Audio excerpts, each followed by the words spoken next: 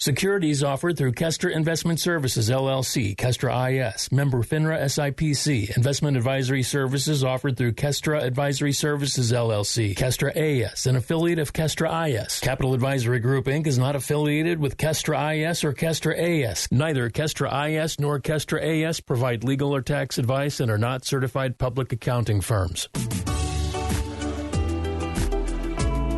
You work hard for your money. For the next hour, you're going to learn how to keep what's yours. Capital Advisory Group presents Keep What's Yours. Here is Josh Gilbert and Jeff Zufall. Hello and welcome to Keep What's Yours with Jeff Zufall. I'm Josh Gilbert, sitting here with Jeff Zufall, Senior Tax Strategist and Wealth Advisor with Capital Advisory Group, talking taxes again today. That's right. Beautiful Saturdays. Got some, yeah, exactly. Got some news that you can use, but I also, this show, October is financial planning month. Yes. And that's because it's open enrollment season. Yes. Everybody should have gotten the envelope in the mail, yes, the folder or whatever. You got to sit down and start making some choices for next year. For 2023. So you have to be advised of that and make the right choices, but it's also a chance to sit down and do a reset and just say, you said budget. Yes, that's a terrible word. It's not the R word, but it's the B word. I'll be real honest with you right now. I don't want to sit down and do a budget right now because I don't want to know what I'm spending all my money on because I'm embarrassed. Technically, yeah. I mean, most people are. Or they're just like, oh, I don't want to know that because I know that if I do that, I'll have to change my lifestyle. Exactly. And it is a change of lifestyle to a degree, but not.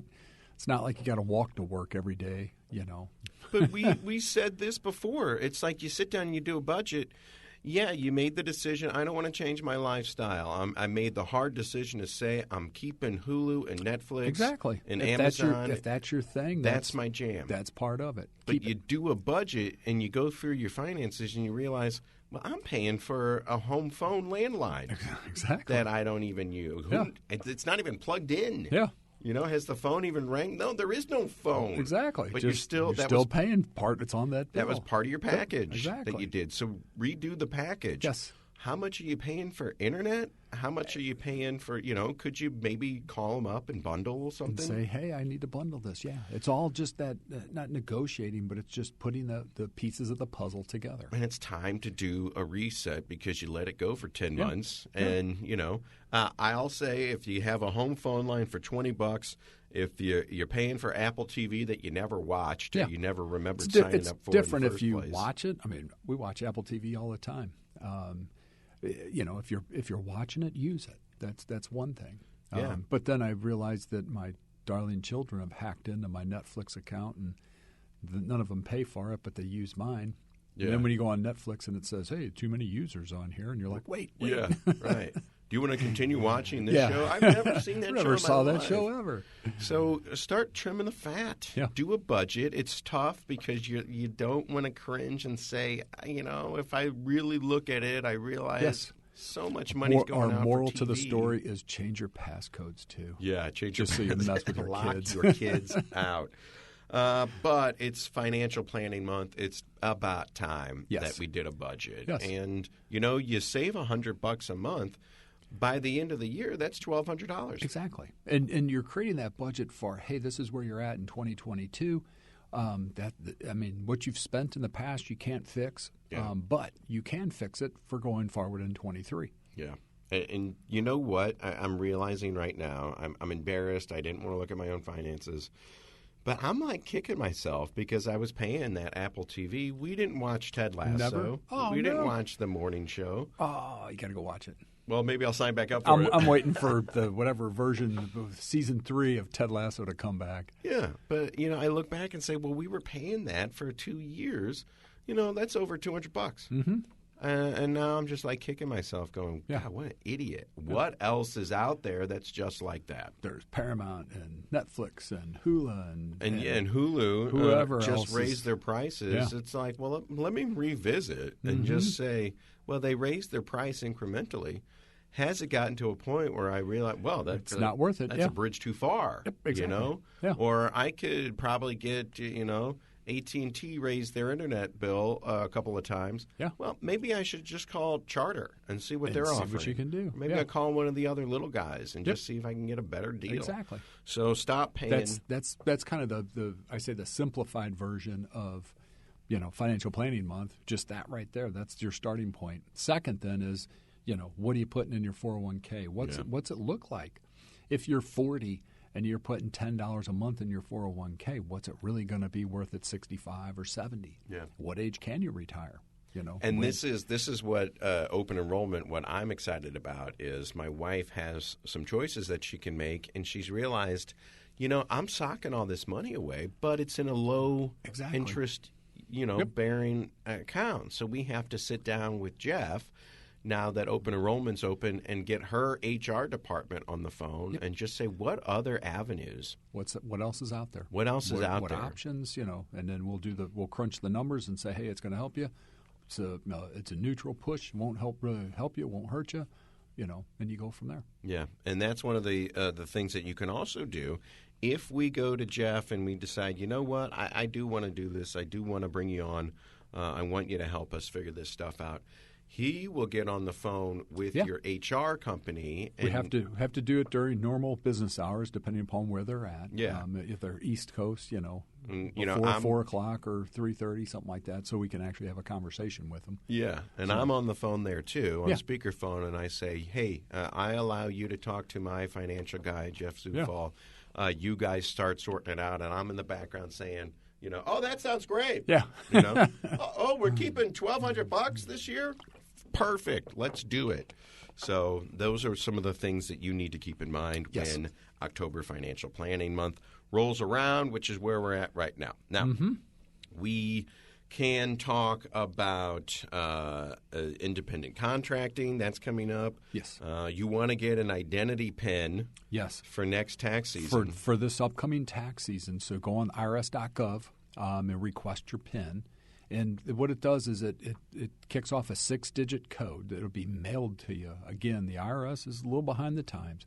They will mail you this for yourself if you're married filing jointly. They will mail each one of you, you and your spouse, a code. The trick is it matches your Social Security number with this code. It has to be on your tax return, and you can't get hacked. Well, I shouldn't say that. Your odds of being hacked are reduced greatly. Right. And even to us as the preparer, when we go to e-file it, maybe we got last year's number, PIN, but it will lock us out. Won't even let us e-file it. Yeah. So it's worth its weight to do that. Seriously, just one extra step to kind of like a two-factor can't even say that. Yeah, two-factor authentication. Yeah, that is that right? But you've told me before that you had a client that got hacked, and years later they're still dealing with still dealing with all of the blowback from everything that took place. It's crazy. Yeah. You'd think that, hey, you could say, I got hacked. That's not me. Nobody cares. Yeah. They really don't. He has to continuously fight his way through it on a regular basis. So that's why I say just one extra thing you can do. It's free. Go on the IRS's site, request your PIN number. They mail it to you. You're good to go. Just make sure that if someone does your return, you give them that PIN number because they can't move past square one without They can't go past. And that's the point. That's the exactly. point. So someone can't file it on your behalf without that PIN number. Without your knowledge, Yeah. without that PIN number. And that's what was happening years ago, where people were filing fake tax returns, getting tons of money back. IRS couldn't figure out how in the world that they, figured it out. They filed 4 tax returns for one individual. They would after the fact, but it was too late then. Yeah. With this PIN number, that's you and you only. Gotcha. And then when it comes to your mileage rates, document.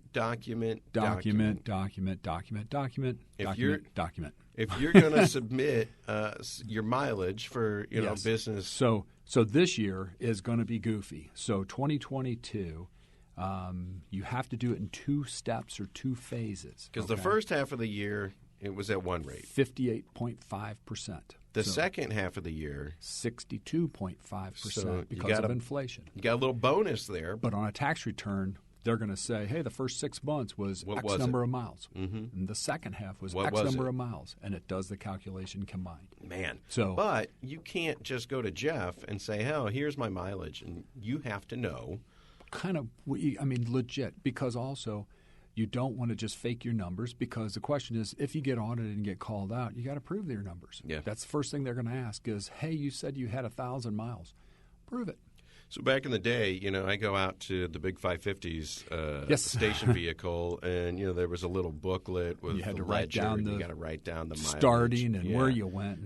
Yeah. Well, now they have an app for that. It's called MileIQ, and if everybody wants a discount on it, even if you do your own stuff, we can get you a 20% discount on it. We got to hook up with MileIQ, so just email us, call us. Literally, we'll ship it over to you. It's got a little 6-7 digit code that you use to get it. And what do you say? You say when you get in the car, it asks you, was this a business trip? Well, all it does is at the end of the day, it records. People freak out on this. It's Big Brother watching you big time. It just, at the end of the day, it says, hey, you took 7 trips. Which one was business? What are they? Left swipe it for personal use. Right. So if you go to the grocery store, it doesn't count. But if you go see a client, if you go pick up material, whatever the case may be, you right swipe it for business, it will keep a rolling tab. This is genius. At the end of the month, it will produce a spreadsheet for you that says, hey, you had 1,000 personal miles and you had 10,000 business miles. And Done. if you want to know where you really went, boom, it tells you. Genius. Yes. So stop with the ledger, stop keeping the receipts. Just get the app. IRS says that they want mileage. They want in a log format. There used to be an old joke that you could scribble your mileage on your sun visor, and if they ever ask, you just rip it off and take it into the office and say, here's my But it was in ledger format. This will do it in a spreadsheet format. Same thing. The technology is there, so just go ahead and use it. And the key is if from, again, small business owner, if you have multiple vehicles that you use for business, you don't have to place them in service. You could jump in your car and drive for a business mile, but your car's in the shop. You're going to steal your wife's car for a couple of days till it gets fixed. Guess what? You get to ride off the miles in her car, too. On that, too. But all you got to do is tell it, hey, I'm in a different car. Mm-hmm. That's it. That's it. So easy peasy. Yes. So if that is something, do you do mileage for work? Well, this is the app for you, and call Jeff. I think it's $59 a year, and we can get you a 20% discount on it. Just because they probably make deals with just they go to tax preps and and say, hey, you use this, and we know how to import it to our software, all that good stuff. Works out great for everybody, sounds like. Yes. Let's go to commercial break, and when we come back, I want to do something this week. I want to talk about retirement, Roth, 401k, traditional versus the Roth. What's the difference? What are the benefits? And when we actually go and retire, is there a way to make sure that when it comes to the taxes that we pay, the government let us defer taxes for years, but can I do a little manipulating to pay the lowest tax amount possible? Because I've amassed that you are legally obligated. I've amassed $1 million in retirement, but the government wants half of that, $450,000. How do I figure out a way to avoid that? It is all part and parcel of what is your tax liability.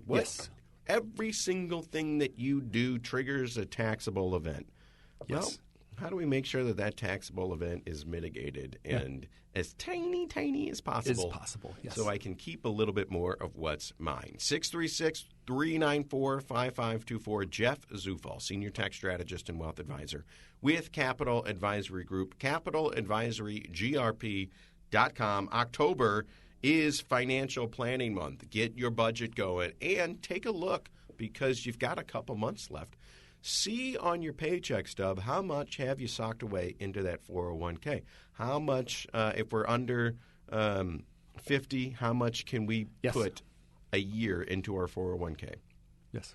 If you haven't reached that threshold, you've got time to still do it. So have a chat with yourself, take a look at your budget, and figure out for the next 2 months of 2022, what could I be doing that will be tax beneficial for me come 2023. Exactly. Use it to your advantage. Use it to your advantage. Jeff Zufall, 636-394-5524. Call right now. If you get the machine, just leave a message and say, I'm Josh Gilbert. Here's my phone number. I want to come in and get an appointment on the calendar. Let's go to commercial break. When we come back, what is a 401k? What is a Roth? And how can I use them both? Yes. To my advantage. To your advantage. You've been listening to Keep What's Yours with Josh Gilbert and Jeff Zufall, Senior Tax Strategist and Wealth Manager at Capital Advisory Group. To learn more, call 636-394-5524 or visit CapitalAdvisoryGrp.com. Back on the Big 550 KTRS, back to Keep What's Yours with Jeff Zufall. I'm Josh Gilbert, and let's talk when it comes to socking some money away, every paycheck. Where is it going? What are we doing? Yes. What percentage rate? How many different buckets do we want going on just to diversify and everything? Let's do this because I feel like we all kind of have a simple working knowledge of our 401ks. Kind of get it, but don't get it. But don't get it. And we're kind of like, well, when it comes time to start, I'm doing the accumulation stage right now. Yes. I'm saving. Pack it away. Yes. But when it comes to distribution, kind of resets the deck to a small degree. Yeah, what's that like? And am I gonna be set up for success when it comes time to me actually spending that money? Yes. So that goes back to the financial planning month, which means most people just start a 401k and they say, hey, I could afford 3% of my income, I'm going to put it in there. Question is what is that really going to do for you? I shouldn't say to you, but for you down the road. That's what you want to start, at least get the base going. But once you're in there a year, 2 years, you want to be able to project into the future. And not to say, if I make an 8% rate of return, I'll have $80 billion. Because you're never going to make an 8% rate of return year in, year out. You're going to be up 8, you're going to be down 28. So that's where you want to just at least start to play with it a little bit. And as you get closer to retirement, zero it in. But for a second, everybody stop and think of there's 3 types of accounts. There's a taxable account you pay tax on year in, year out, no matter what takes place. It could be a CD at the bank. It could be a brokerage account. There's tax-deferred accounts. So wait. When you say a brokerage account, that just a means standard brokerage account that you're buying and selling stocks or ETFs. That's my TD Ameritrade account. That's my exactly. So, but you pay tax on it every year. So whether you make money, lose money, interest, dividends, it's a taxable event as you go forward. And that account is I get paid. The government taxes me. It goes into my bank account, and then I take that money and move it over and put it in and move it over. Yeah. So it is outside of any sort of savings Not tied to retirement. To it's your I can account. sell it. I can buy it. I can this and that. You could liquidate it tomorrow. Go buy a boat with it. Pay the capital gains on it. Yeah, and so that's one type of an account. And you need one of those. That's that's cash you could get your hands on typically within a couple of days. We've got an E-Trade account that we made when the pandemic got going. Everybody was buying left and right. It was crazy. Yeah, and everybody made money until early 21, and then they went right. Everybody's buying up. What was it? The GameStop and all that stuff. GameStop and AMC. Yeah, and this is that account. Yeah. This is I've got money left over. I'm going to decide to just put throw it out in the there market. and get it going. But the concept is that's a taxable account. You pay tax on it as you move forward. The second type is there's tax deferred. Tax deferred means you've put off the taxation until a later date. Okay. Could be retirement. Could be 6 months from now. Could be 6 years. Doesn't matter. But you typically will take a tax deduction, and then you're going to decrease your current income, but you're going to say, hey, I will pay the tax at a later date, like 65, 70, whatever. That's your 401k. Socking it away. And then when I go to take it out, though, 30 years from now, the government's going to say, well, we let you. We're partners with you. Yeah. That's part of our account. We own it. So, hey, we didn't charge you taxes on this initially. Yeah. But now we're taking it now. And that's one of those accounts where, I hate to say it, but, what if somebody's got $1 million in one of these accounts? They don't really have $1 million in there. Technically, you're in partnership with the IRS. They are just kind of sitting on the sidelines. They're waiting to get their piece. Yeah. That's it. But the question is, how much is inside of your 401k? The answer is well, there's $1 million, but if I took it all out, which you never, 99.9% you never take it out lump sum. But if you did, you're going to give $400 away to the IRS. 40%, if not more. Highest tax bracket is the tax bracket. Today is 37%. So the question, 5% state. So the question is, how much is in your 401k? You say, well, it's $1 million, but the government still gets a piece of that. How do you take that out in a strategic way to make it less of a dent on your bottom line in the taxes? Yes. Okay, so you've got your brokerage account. That's just money coming out of your checking account, and you're buying stocks or whatever. Taxable, with that. it's just doing its thing. If I sell it, I do a capital gain. If it loses money and I sell it, I do a capital loss. Dividend income, interest income. It's all that stuff. Yeah. Then you have your tax deferred 401k. Could be a deductible IRA, but typically 401k is the common. Yeah. I save it. And then years later, when I go to cash it out, now I owe the government a little bit of taxes on it. And then the third one is going to be a tax efficient or a tax free, if you could say that. That's a Roth IRA is what that really is. Could be a Roth, could be your primary residence. So again, primary residence, if you do not gain more than single, $250, or married filing jointly, $500, and profit, you never pay tax on it with the laws. But typically it's referenced as a Roth. So as long as you play the game with a Roth, you'll never pay tax on that money. And how does the Roth work? Does that come out of my paycheck as well? It's typically after tax. Then there's some caveats, but we'll explain those. So the way to look at this is there's an IRA, and I say a traditional IRA and a Roth IRA, okay? And to make it real confusing, the IRA could be deductible, but it could be non-deductible. Okay, which means you put it in. It's not a Roth. You put it in. You don't take a tax deduction for it. It just sits there, grows tax deferred. But you have a basis. You started with $6,000. Mm-hmm. Typically, you use a non-deductible IRA to do what's called the backdoor Roth, which means you put $6,000 into it. It's basically you put it in and you convert it to a Roth immediately, and there's no tax because you put $6,000 in. That's your basis. You converted $6,000 to a Roth. There's no taxable gain. Okay. So, but then your traditional IRA, you put money in to take a tax deduction, so it goes in that tax deferred bracket or bucket. And then a Roth is a polar opposite. It's after-tax dollars that you put into it, grows tax deferred, so you don't pay any current income tax, and as long as you hold that account for 5 years, or 59.5 on your earnings, you pay no tax. So remember, on a Roth, if you put $6,000 into it, that's after-tax dollars. You could reach in and take your $6,000 right back out. But if that sits in there for 20 years, it grows and grows and grows. Huge. And then, just like with the traditional 401k, it grows and grows and grows, but the tax man cometh at some point. He comes and goes, oh, you don't owe me anything, thanks, see ya. With the Roth, you pay the taxes up front. You sock it away. Exactly. It grows and grows and grows, and as long as you don't touch it before you're 59.5. It's only on earnings, though. So the earnings have to stay in the longer of 59.5 or 5 years. Mm-hmm. So if you're 58, you got to play the 5-year rule. If you're 45, you get 59.5. Yeah. And that's on earnings only. Earnings only. Yeah. So your principal that you put in, that $6,000, that's after-tax money. You already paid your tax. You could reach in and take it right back out. I could take it out at any time. Mm-hmm. So as going forward, maybe they take out $200 every paycheck and put it into a Roth, but that's my money. That's $2,400 in a year is your money. And I've already paid the taxes on it because they take the taxes and then it goes into the Roth. Yeah.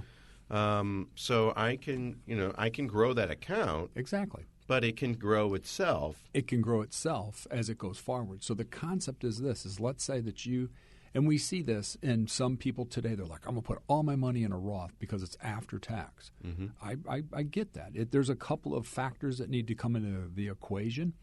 And the equation is, what is your effective tax bracket What today? Is your tax rate now versus what your tax rate is going to be in the future when you're 65? Or do you think that tax rates will continually go up between now and the time you're, say, 65, 70. Yeah. And that most people with half knowledge would say, yeah, I bet they probably will go up, just looking at the economics of today.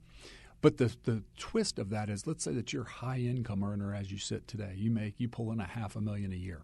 Okay, just throwing that out there. Yeah, I'm paying. That's a tax rate of what, like 35%? You're just shy of it. And the question is, and the theory would be, is you might want to put that money pre-tax away today because you'd be putting it away at a hypothetical 30% tax bracket to take it out maybe to 24. Yeah. So you're saving that money. That's what you're looking for. When I go today. to retire, maybe my tax bracket is 24%. Exactly. So I'm saving maybe 5 to 10% on taxes just right by doing it that way. Just that way. So, but then the flip side is, what if somebody's at, say, a 24% tax bracket today? Their income will stay the same. Your theory in retirement is the day that you say, hey, I'm going to retire, you literally walk into retirement earning the same thing that you made in the past. Yeah. I mean, within reason. I mean, depends on your lifestyle, but typically you don't need $500,000 a year to. Right. My dad was a school teacher. He realized he could retire early, make the exact same money. Yeah. And it's like, why would I wake up every morning and go into school? Go do your thing. Yeah. I've had enough years of changing people's lives. Exactly. It's now time for me. Yeah. So it's like perfect. Yeah. That's what you're looking at. So that's the planning part of it. To say, hey, is it worth it? Because some people will say, I'm going to put all my money in a Roth, but yet they're missing out on the tax deduction today. And then other people are like, hey, I'm going to put it all in pre-tax, but then maybe they could split the difference to half and half, 80-20, because in 401ks today, you have the pre-tax side of it and you have a 401k Roth. So you could have it all right there. Yeah. And then there are ways to do this where you say, maybe I'm 58 years old right now, and maybe I want to retire here in 6 years. And it's just one of those things where it's like, how can I start strategically converting to Roth exactly without really blowing up my tax bracket? Exactly. So let's say that you get out, you're 55, so yeah, that 58, 59 was poking at it. But you get out, say 60, you back down, you're not working as much as you used to. Maybe your spouse backs down, maybe they retire early. And there's a gap in there where your incomes come down. That's when you make that gap up by converting to Roth.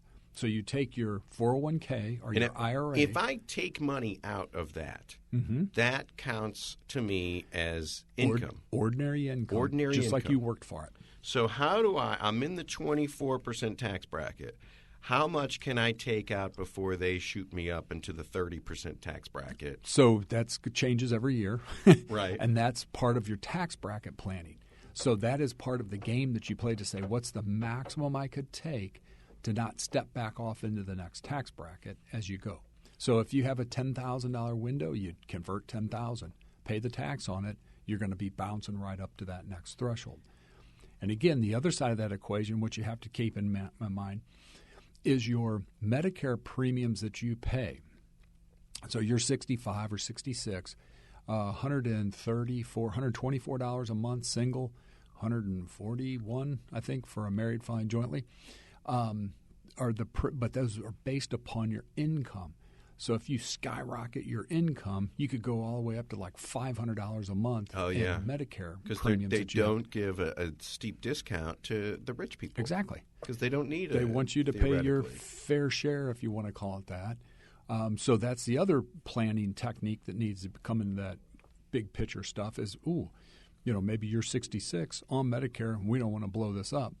Where, yes, you get to convert some of your Roth, but you're paying, $400 more a month for Medicare going forward. And also, as part of this, if you did decide you got $1 million in there and you wanted to take it out one lump sum, which is insane, yes, then you're paying 45% in taxes, but your income looks like you just made $1 million. Exactly. So now your Social Security gets dinged. Now your Medicare gets dinged. So that's the other planning technique is between 62 and your full retirement age. Typically, I'll say this as 67, but there's a bunch of variations in there depending upon the year you were born. you can't make more than $18,800 a year. But so when that shows up, that'll kind of throw your calculations out of the water as you go. So what takes place is, from an earnings standpoint, for every $2 over that threshold, they take $1 of your Social Security away. So that's another factor that needs to be taken into consideration as you go forward. That's earnings, though, so that's self-employment, W-2, et cetera, as you go. Now, I'm looking at this here, the Social Security aspect of it, the Medicare aspect of it. That is something that I didn't even think about. Who knew that Social Security was taxable if you made too much money? Because then it will actually take your Social Security typically from 50%. Typically it's 50% is taxable. It could ramp it all the way up to as much as 85% as taxable income to you. Yeah, and it's just one of those things where, once we start, I get the idea behind all this stuff. The high level, I get it. We need to play the tax brackets. Yes. We need to figure out, are taxes cheaper now, or will they be cheaper when I go to retire? I get all that stuff. But when I actually sit down to do this, that's where it gets tricky. And I don't know the equations. I don't know the math. I don't know about the Social Security aspect of it. I don't realize all of this stuff. We use software programs. So even you might we say plug the data in. We plug the data in, let it project off into the future. And when I say project, we're not using, if you made an 8% rate of return on your $1 million, it'd be worth, $gazillion. We don't do that because you don't know where the markets are going each year. So the concept is it uses a Monte Carlo simulation.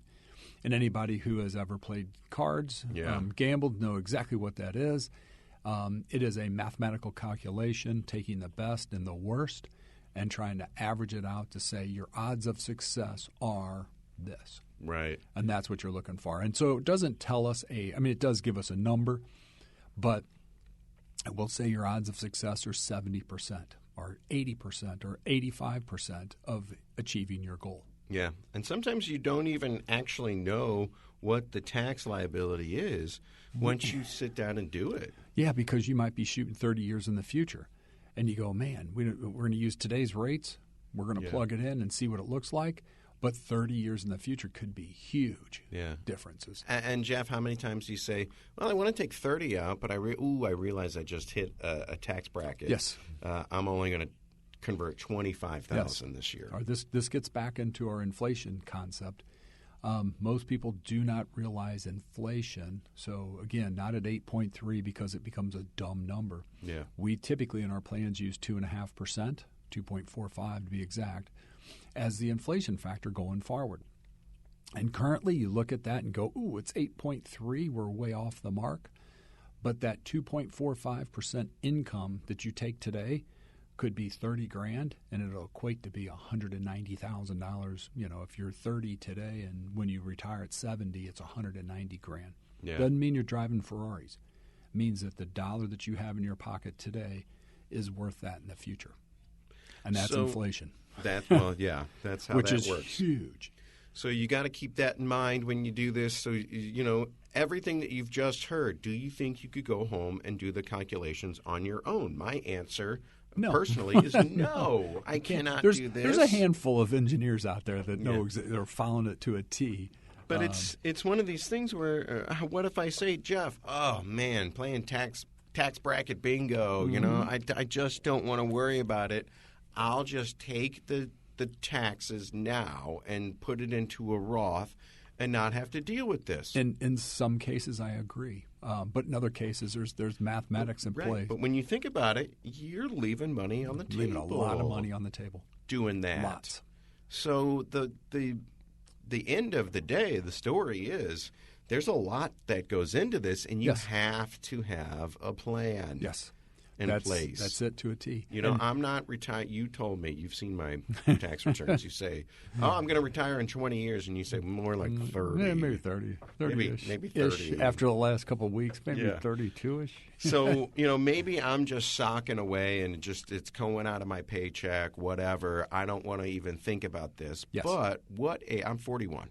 what age do I really need to kind of start thinking about today the moves? Today. You want to start at least putting it in play.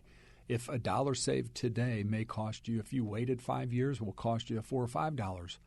That's the difference. So even now I need to be thinking about this. Yeah. Now, when you want to start strategizing, and again, strategizing from, hey, I have this IRA. Do I want to convert it to a Roth? You do that fourth quarter of every year now. So you'd look at it because you know where your income is, give or take. Maybe you might not know exactly, but you'll know in the next 30 days. And you say, is it worth converting part of it to a Roth? Yeah. And if you're still at that weird tax bracket, let it go for a year or two. And now's the time. It's October. It's financial planning month. Now's the time to look at it because you do know what your tax liability is going to be for the rest of the year. You've already had 10 months of paychecks. So you got a good idea. Good idea of what the next 2 months has in store. And you can say, well, let's take out $20,000, convert it to Roth, and let it start growing over there tax-free. And it's only going to cost me XYZ. Exactly. And that's part of the other game is when we do the Roth conversion, you say, what's the tax equivalent? How long does it take that Roth to catch back up the tax to then go break even and above? So even if I'm at 24%, if I take $20,000 out and convert it to Roth, I'm paying 24%. So I'm really only taking out $15,000 of my $20,000. So I've just lost $5,000. Hypothetically, yes, you have. But I owe the government something. Exactly. I'm going to have to pay them at some point. So is it on $25,000? Is it on $45,000? $550,000? That's the question. But getting it over there into that Roth, I paid $5,000 in taxes, but now it's in the Roth, and now it's gross my tax-free money. Yes. Now it's mine. And the other thing is the big difference between a Roth and a 401k/deductible IRA is required minimum distribution at 72. And now we've talked on the show that they may push it out to 75, and there's all kinds of weird stuff out there. That may happen, but we'll see. But it basically at age 72 in a 401k or IRA, they come along and they say, hey, guess what? You've had this money deferred all these years. We want our tax money. Yeah. And they force out 3.65% in the first year of whatever your account balances are. And whether you need it or not, they don't care. They just want you to take it out. Eventually, you have to pay taxes. Yes. What your tax rate is when you pay them, that's up to you. That is between you and Jeff Zufall and figuring out how to do this in the most tax-efficient way. But eventually, the government's going to get their money. Well, if I lived to be 90, they'd be checking their watches going, geez, God. Yeah, come on. Would you just take your money out? Send the black limo over to take care of you. Yeah. Would you take the money? We have stuff to pay for.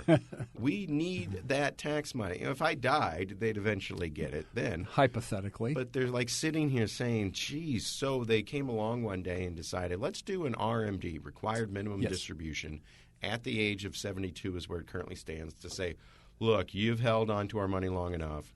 We want our tax money. Yeah. Regardless of whether you want to take it out if you don't or not, whether you need it or not, you have to take it out. Forced to. And you'll be taxed at a rate that is whatever your prevailing rate is at that point in time. You don't really get a choice at that point. Yeah. So think of it this way. You've sat on this money. It's grown to be a couple $1 million account. They're going to come along and say, hey, you basically take just shy of 4% of your account out, and you have to do that every year. So on December 31st of the previous year, so if you turned 72 this year, it would be December 31st of last year that the calc was created. Sits out there, and they say, hey, you got all year to take that money out. The first RMD, you could wait, and you could push your RMD to the following year, but you got to take 2 out in that year. So that usually is not a good tax plan as you go forward. But the concept is you do this calculation. It could be a huge number, which then pushes your Social Security, all your other pension income, anything else that you get skyrockets it through the roof from a tax angle. Yeah. And so the convert to a Roth before 72 or before the RMDs kick in is usually advisable. Yeah, that's probably the smarter thing to do. Yeah. Pay the devil you know rather than the devil you don't. Yep. And it's just, how do I pay the littlest tax that I can? That's what we try to tell you every week yep. on this show. Keep what's yours every time you get a paycheck. I call it paycheck gymnastics. Yes. What can how do I bend this paycheck without breaking it? Yeah. And keep a little bit more on the paycheck, more in my pocket. Well, same goes for retirement planning. Yeah. And That's don't part of that equation as you move forward each year. Yeah, I'm going to retire in 5 years. Let me start looking at this. Don't wait until then. Yeah. So hey, again, the RMD kicks in 2 years. Let me try to figure this out. It might be too late. Too late. Typically it is. I mean, if you give it a couple of years, you're like, there's nothing you could get moved over in time. Otherwise, it's like the I'd have RMD to take too much out. Yeah. Now I'm in a different tax bracket. Yep, exactly. It's tax bracket. What do you call? I call this looks like tax bracket jumping. It's tax bracket bingo. Bingo, yeah. Tax bracket. What's that limbo where you try to squeeze underneath the lowest percentage rate that you possibly can without going over and without hitting your Medicare and without hitting your Social Security. Exactly. That's free money, but if you make too much, they come back. You're too rich. Yeah. We want you to pay more. And with the Roth, that's not. The Roth doesn't have an RMD, so it's not in that equation at all. But it's also not available for the highest income earners. True. The only way to do it is a backdoor, or if they offer it through your 401k to do a Roth 401k, then you could do it there. And the whispers a couple of months ago, or maybe last year, that the backdoor Roth was going away. That's still never made it to the cutting block yet. So we'll it's see. Still in play. Yeah, it's still in play. All right. Well, that really clears things up for us to the point of saying, well, oh my gosh, that's way too complicated for me to do on my own. Yes. And like I said, I think we all kind of have an idea of how this works. But once the math gets in play, just not how all the pieces of the puzzle fit together. It's like I understand how a clock works, but I can't open it up and start moving the gears around. Oh, no.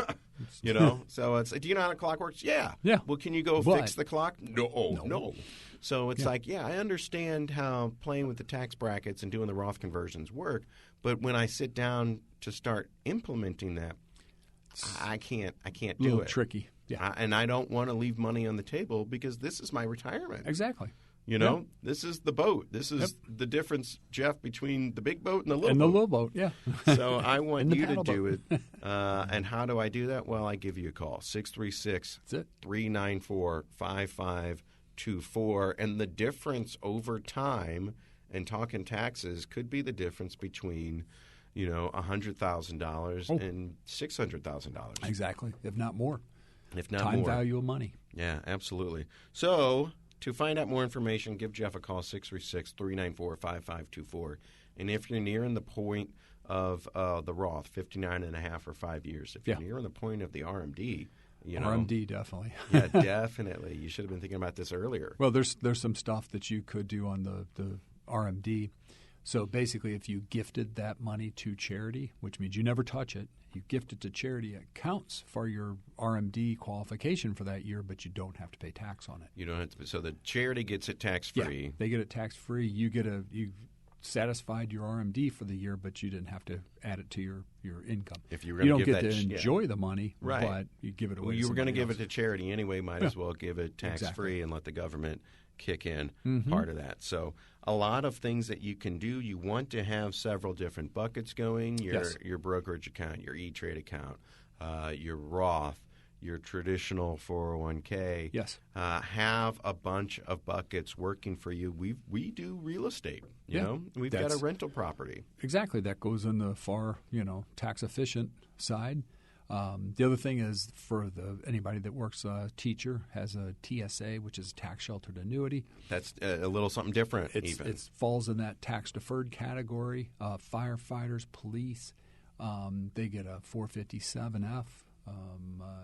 So 403B for teachers. So there's different stuff like that, but all of those plans are designed around the tax deferred concept. Where put money in, take a tax deduction, and we'll get you at a later date. Yeah. So many things to realize. And if you don't do it right, or if you say, well, I'll just do it in a Roth and not have to worry about taxes, you'll be leaving a bunch of money on the table. So you got to have a buddy. You got to have a friend help you out with this. And for the most part, your regular friends are just as clueless as you are. So you need a Jeff Zufall. 636-394-5524, CapitalAdvisoryGrp.com. Talking about the 401k. It's been a long time coming. Yeah. If you don't know how these things work, where you have a little, just enough to be dangerous, Yeah. Chances are you don't know how to actually implement it on your own. So you need somebody to help you out with that. That's where Jeff comes in. We'll go to commercial break, and when we come back, employee versus independent contractor. Yes. What's the difference? In the eyes of the government, quite a bit. A lot. I bet. We'll do that. It's Keep What's Yours with Jeff Zufall. Give him a call. Figure out how to keep a little bit more of your money. 636-394-5524. You've been listening to Keep What's Yours with Josh Gilbert and Jeff Zufall, Senior Tax Strategist and Wealth Manager at Capital Advisory Group. To learn more, call 636-394-5524 or visit CapitalAdvisoryGrp.com. Back on the Big 550 KTRS, back to Keep What's Yours with Jeff Zufall. I love talking the IRAs, the Roths, and all that stuff because it makes me realize I don't know what I'm doing. But the idea being, gosh, if I just had a plan in place, then I could reap the benefits of both. Yes. Both the traditional and the Roth, and not leave money on the table and probably pay as little in tax as possible. As legally obligated to. That's the game. That's a game. That's it. The game. 636-394-5524 if you've got a retirement account, if you know you're going to retire soon, if you're like, I need a tax strategy. Yes. You need a tax strategy when you're accumulating wealth. You also need it when you're in distribution. When you do the distribution portion, because that's when you actually start probably paying. More important than the distribution side. That's when you're actually paying those taxes. Just give Jeff a call, 636-394-5524. A lot of gig economy workers out there, Uber, Lyft, DoorDash, the people that drive, the people that shop and get your groceries for you. These are independent contractors, gig economy workers, but the federal government is stepping in saying, Uber, these need to be your employees. So this is the second time that they've taken a stab at this, and this one looks like it's got some teeth in it that they could actually make headway with, and I say headway as the federal government. So the Department of Labor just put out a new guideline, I think 2 weeks ago, it kind of saying, hey, this is what we're going to say. This is the classification on employee versus independent contractors. So if you own the stock of Uber and Lyft last week ago, you will see that your stock got hammered one day just out of the blue. And it's because people are now concerned that the Department of Labor will say these Uber drivers really are employees. They're not independent contractors. And as soon as they become employees, tell me if I get this right, then Uber has to start paying payroll taxes. Payroll tax. Insurance. They have to insurance, give them benefits, the whole shooting match. That's a big it's hit. Huge. So their business plans get revamped upside down and backwards from what they originally were the concept. So again, the way to look at this is, and not saying, you don't want to make you want to make everybody a subcontractor, or you want to make them an employee. The concept, what they're saying in the big picture, is the easiest way to look at this is if you're a subcontractor, and I'll just use an example. You literally are a contractor, like a building contractor, and somebody says, hey, there's a job over there. As long as you get it done next couple of weeks, it's good. But you bid on it. You're a subcontractor where they do not control what you do day in, day out. Mm-hmm. The job does have some type of a time frame that it needs to be done in. But it's not that, hey, you will be here at 8 o'clock or 9 o'clock and you will leave at 5 and you'll take clock a half-hour lunch. Clock out at 5. It's this job needs to be done. Get it done. As long as it's done in 3 weeks, we're good. Is that really how subcontractors are easiest defined? way to explain it, where the employer has no true material control over them. Yeah. So if KTRS said, Josh, you're now an independent contractor, means you might not show up for 3 weeks. Because you don't have to get the job done as long as the product is done at the end of this time frame. Well, it sounds great, but then I don't get benefits. I don't have health insurance and all that stuff. Then you, as a subcontractor, have to pay typically self-employment rates. Self-employment rates is at 15.3%, which is no different than the matching Social Security and FICA tax. And I learned this just a couple of weeks ago. I never realized that, maybe I pay in 6% or something to taxes. Mm-hmm. My employer, which is KTRS Radio, Mr. Dorsey, is paying another 6% matching it match it dollar for dollar. That's payroll taxes. It's payroll tax, exactly. And it goes under my name, but they're paying half and I'm paying half. Exactly. If I worked for myself, if I was self-employed, I would pay my taxes and I'd have to pay the match tax. So you're paying, they call it self-employment tax. You're paying, it's basically 15.3%. I'm the owner and the worker. Yes. So the concept is the big picture as we go forward is more that a lot of these, they're saying that half the workforce today is gig economy people subcontracting. And by 2030, they're saying it might go as far as 80% of the workforce be a subcontractor or in this gig economy. So the feds are now, Department of Labor really, is trying to get their head wrapped around it to say, hey, what really is a subcontractor? Beauty is if you're a subcontractor, you can go move wherever you want to move. I can work remotely. Yeah. I can go move to the beach and still do my job in Missouri. Yeah. You could work from the home. You don't have to physically go to an office, hypothetically, because if you show up at that office, more than likely you're an employee. Yeah, right. So that's kind of this big picture as we go forward is what is a subcontractor versus an employer. Or employee, I should say. And the government's coming in to try to redefine. What's the benefit for the government on this? Payroll taxes. There it is. Well, they get them. Yeah. The money. So, that's interesting. And watch this space because they tried this a couple times. This is the second time that they brought this to the table. But what they're saying is within this new bill, law, whatever you want to call it, it actually has legs that may make its way through. Interesting. All right, Jeff Zufall, 636-394-5524, Capital Advisory Group. He is the senior tax strategist and wealth advisor. Get him to look at your taxes. Get him to look at your paycheck stubs and your taxes from last year and just say, where am I bleeding money? Where can I keep more money? Keep what's yours. If you want to have a further conversation, we did 20 minutes or so on Roth and traditional IRAs and all that stuff. Jeff said that's more of a 3-hour conversation to wrap your head fully around it. And still, even after 3 hours of Jeff's Roth seminar, it's still almost next to impossible. Had to go wake everybody up and go, hey. Yeah, to get it done on your own. Yes. It's just a lot of numbers and math. And a lot of moving parts. And Jeff's got he's got the software to help. Oh, yeah. So get him enlisted, 636-394-5524. Jeff, thank you so much. Thank you. And we'll see you next week. You betcha. You've been listening to Keep What's Yours with Josh Gilbert and Jeff Zufall, Senior Tax Strategist and Wealth Manager at Capital Advisory Group. To learn more, call 636-394-5524 or visit CapitalAdvisoryGrp.com.